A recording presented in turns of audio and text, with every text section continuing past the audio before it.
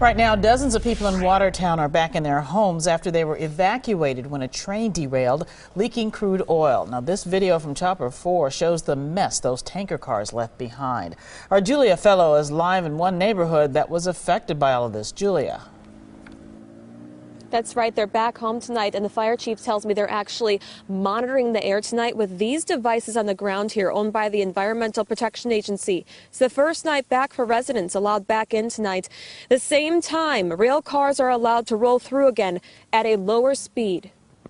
Chopper 4 shows us the 13 Canadian Pacific tanks packed with crude oil and bound for Chicago, crumpled and on its side.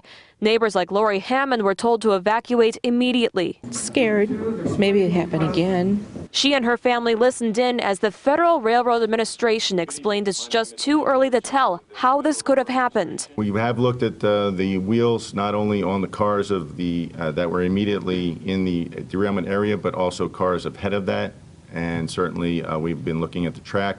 They also lowered the estimated amount that leaked from 1,000 gallons to about 500 gallons. Investigators believe the tank was punctured from underneath. We're not exactly sure if it was a rail or another piece of the equipment that had the actual puncture. A public forum was also hosted by environmental activists, including Sarah Zarling, who lives in Watertown. My biggest worry is, one derailing and blowing up. Firefighters quickly plugged the leak, easing concerns as people head back home tonight. It may happen again.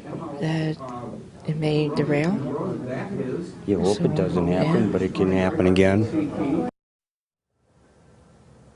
All of the contaminated soil will be dug up and then replaced. This leak, thankfully, did not make it to any water, including any underground wells. It may take weeks as well for investigators to find out a final cause on what caused this all to derail. Reporting live in Watertown, Julia Fellow, today's TMJ4. Well, at least the people are back home. Thank you very much, Julia.